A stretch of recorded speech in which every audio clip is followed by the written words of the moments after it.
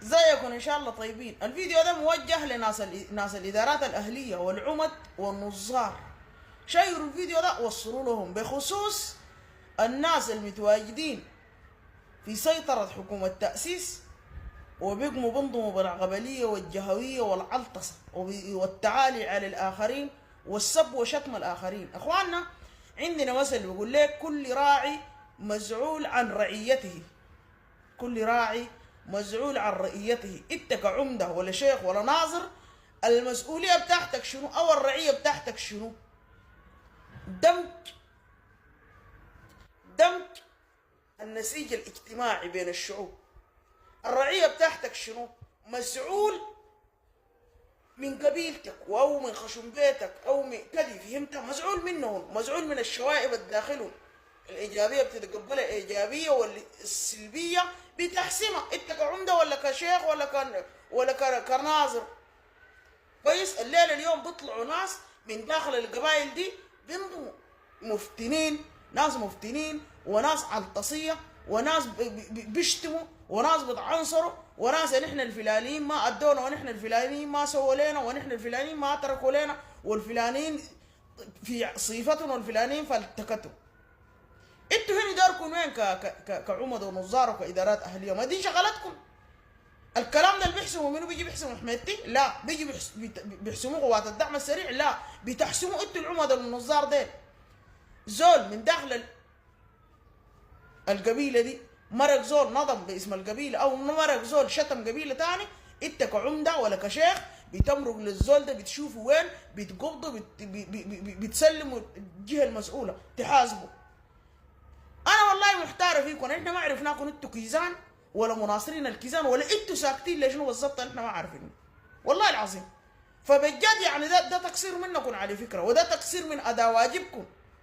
ودي حاجه انت مجرد ما جابوك بقوك عمده ولا شيخ ولا ناظر على القبيله دي، ده يعني مسؤوليتك التامه، مسؤوليه تامه امام ربنا وامام البشر ده في الدنيا دي من القبيله دي، وحل مشاكل القبائل وحل البلاوي اللي بتحصل دي. فانتوا في الكلام ده احنا ما شايفينكم ظاهرين نهائي.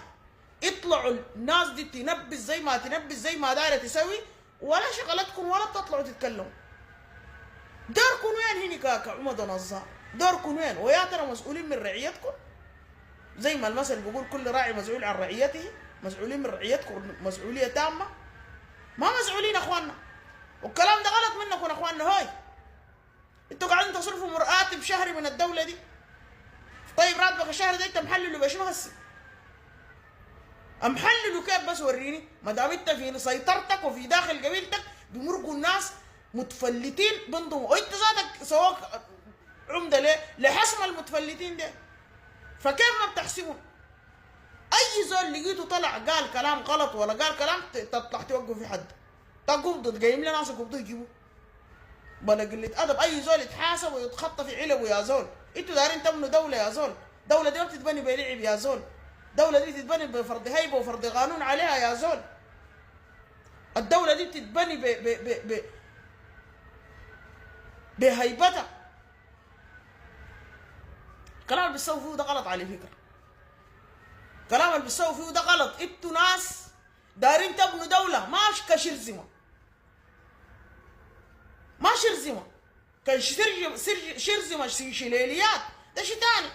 لكن ما دام قلعتوا دوله من حكم متعطلس على جماجم الشعب منذ 56 ودارين تطهروا البلد دي ودارين تبنوا دولة عدالة وتساوي ودولة حقوق وواجبات، لازم تضبط ناسك المسؤول منهم يا زول.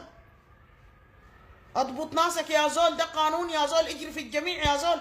ما في لعب يا زول، والله قلت تتحاسب ان جبت امك. ما في قلة ادب يا زول. عندك رسالة داير توجهها للناس، توجهها بكل حب واحترام وكل ادب. الناس بتقبل انتقادك، بتقبل حلولك، بتقبل فهمك، لكن تطلع تنسب، ما في زول بيقبلوا لك يا زول. ودي ما مسؤولية حمايتي ولا مسؤولية الدعم السريع، مسؤوليتكم انتوا كعمد ونظار ورؤساء اللجان. تبغوا تتمتعوا وتاكلوا وتنوموا يا قوموا اصحوا يا زول. وقسما بالله حمايتي ذاتك ما حاسبكم يبقى ما نافع، يحاسبكم بس لانكم ما شايفين شغلكم يا زول. ولا تاكلوا وتتمتعوا ترقد لنا يا زول. هو ما يمكن المفروض انضم باسم القبيله يا العمده يا الناظر. خلفي كدي ما في زول انضم باسم القبيله باي عطلسه. الفخر معلش، الفخر ده الرسول افتخر بقبيلته، لكن تنضم بتسيء لك باسام قبائل وانت باسم قبيله وتقول ان احنا الفلانيين. كلام ده غلط يا اخواننا، الكلام ده محسوب عليكم يا ناس. شيروها خلاها تصل يا اخي.